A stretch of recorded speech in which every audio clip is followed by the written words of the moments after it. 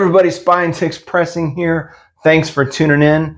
I've got a great video for you today. I've got 3 books that I'm going to share with you, and from there we're going to lead right into the Bell County Comic-Con, because this is sort of a big Grail moment for me. I have finally picked up issues 1, 2, and 3 of the Teenage Mutant Ninja Turtles. So stick around and we'll take a look at those 3 books, and then we'll head right off to the Bell County Comic-Con for Kevin Eastman to sign my issue number 1. So let's get to it!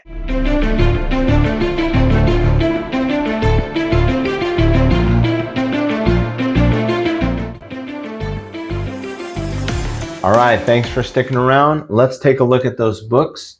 I've got them right here in this box, and I'm going to share them with you. But before I get to them, I just want to tell a little bit of a story about myself. I first started collecting comics back in 1984. Yep, I'm that old. And in 7th grade, a new kid kind of moved down the street. He became real close friends with me and some of the other neighborhood kids on the street. And this guy, Graham Meredith, if you know him out there, put a shout out in the description below. But he got me into comics. He and his brother had a lot of amazing books. But I'm one of those guys where I started collecting back in '84, and then I got priced out. I just, with my allowance, I couldn't afford $1.25. I think they went from 75 cents back when I started up to about $1.25. And at that point, I was collecting about 10 titles, and at that point, I was kind of out of business. But my goal since getting back into the hobby was to go back in, try to get some of the books that I never had, or I should say I would have had if I kept collecting way back when. And my friend Graham, he said, man, you got to check out this series. And I had Spider-Man, Captain America, the Avengers, a lot of Marvel titles. Didn't really collect any DC titles at that point, although I did like a few. My brother did. But he told me all about the Ninja Turtles, and I was just really fascinating. And he was so gory and violent, and it's fantastic. You just got to take a look at it. So I did, and I picked up issue number 4. At that point, I think they had the first print of issue number 4 came out, and I collected. I think I have 1 through maybe 12. And I have some of them, I have a Fugitoid number 1. And the books went from the large magazine style down to kind of your standard comic book style in that time period. I think it changed with like issue maybe number 6 or 7. So my goal had always been to try to get that run 1 through 10. I wanted to get 1 through 10, and I've got them now. So one of my local stores, when I came in, I guess they had just purchased these 3, and I'm trying to recall now that I pull out these issues, but I didn't have issue 1, 2, and 3, and I picked up a 3rd print of number 1, and I got a 2nd print of number 2, and I believe this is a 1st print of number 3. I paid $180 for number 3, and it's in superb condition. It's a 9/8 candidate, without a doubt. It's not the Error edition. There's an Error variant where I think that there's some miscoloring right up in this area where it says Laird's photo, and I think it's not white. It's supposed to be white. But this copy, issue number 3, is beautiful, gorgeous. I just love Kevin Eastman artwork, and I'm going to be including in this video. My daughter and I are going to go up to the Bell County Comic-Con. It's about 45 minutes away. We're going to go tomorrow and meet Kevin Eastman and hopefully get a signature. I'm not sure if I'm going to do multiple books. I might do all 3 of these, but I'm for sure going to do issue number 1. So here's the 2nd print of issue number 2. And again, it's just a gorgeous cover. I think this is a wraparound cover onto the back. If I had to guess the condition, there's a little bit of issues along the spine, but it's still in excellent condition. This one, I'd say it's probably, it's probably a 9.0, 9.2, not pressed. None of these books have, well, I should say, one I have pressed a couple times. One was the one that was in the worst amount of condition. This is, again, 3rd print. It's tough, I think, with this particular cover because it's all black. A lot of wear up in here on the back. There's just a really small, probably about a 3mm tear. And I've got some spine ticks that are pretty noticeable on it. I'm not sure. I think it's probably conservatively maybe like an 8.0. But a lot of wear to the book. I don't care. I think it's gorgeous cover. I've always loved the cover, and I've seen Kevin Eastman. He does a couple where he signs. I think he signs in the black and does like a little remark here. I've got this book has got some problems on the back, and so let me show you the back of the book. And the back of the book has a little more space to draw. And so, and it's also the most problematic side for me. There's a lot of wear. You can see there's a lot of wear on it. There were a lot of little finger bends in the book. So this was a very loved book. It was read quite often. But right in this area right here, looks like a kind of a circular indentation. I've worked on it a little bit to try to get it out. Haven't got it out completely. But I think I'm going to ask him to do the remark and the signature here on the back. Not sure the exact prices. What I saw advertised was $25 signature, and I think maybe signature and remark was $65. So my goal, I believe, is to get this, to get it signed. I'd like to work on it a little more, press it a few more times in my my seal press. I feel that I get a little bit better. I have a little more success with some of these finger bends with a seal press. You can see right up here is a noticeable tear. But I think if I put the signature on the back, it'll kind of take away from some of the issues that are on the back of the book. And there it is in the front. So lovely. You know, I'm someday, you know, maybe I'd love to try to get a second or first print. I mean, you know, would be mortgaging the house to get a first print of #1. But yeah, I don't know. You never know. So I feel really good. This is for me, this is kind of a dream come true to have finally got these 3 in, and I'm very happy that, you know, I'll take a second print. I'll take a third print to have these 3. So now I have my run of 1 through 10. And so now it's just a matter of working on them. I'd like to get this one, like I said, get that signature on. I think it will really, really enhance that book. And I think I've been thinking long and hard about this, and I've been looking at a lot of the cases. I really think this is going to be one that I'm going to think about sending up to CBCS.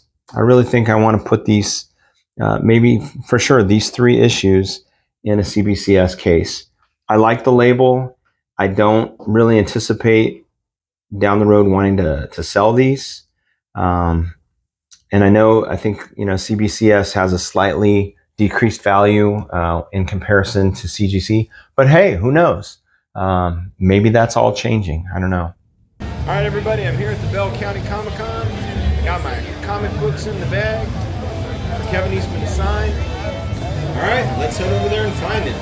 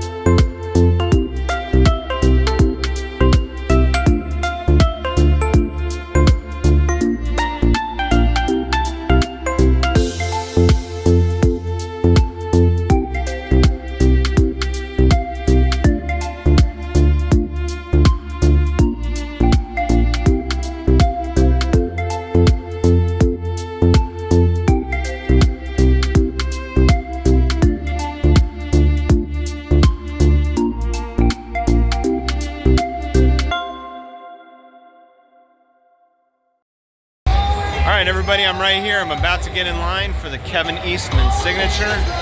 So let's see what it's like.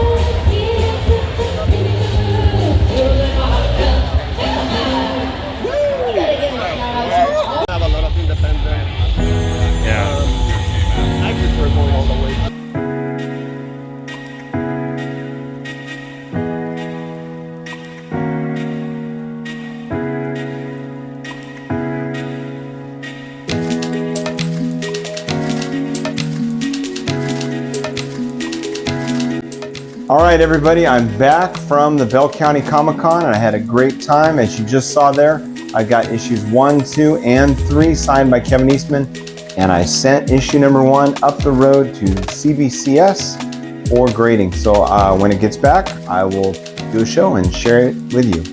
What did I pick up? What was my haul? Well, my haul was very small. This was it. I got from Iridescent Manga. They're two brothers that do artwork, and I thought this was just a phenomenal image of Miguel O'Hara, Spider-Man 2099, and it's going to go up on the wall here in my hobby room. Love it. I love this image. I love this character. He's definitely one of my favorites. So thanks for tuning in. I hope you enjoyed the show. Please take a look at some of these other videos here on the screen for you, and get out there, find those books, and as always, happy hunting.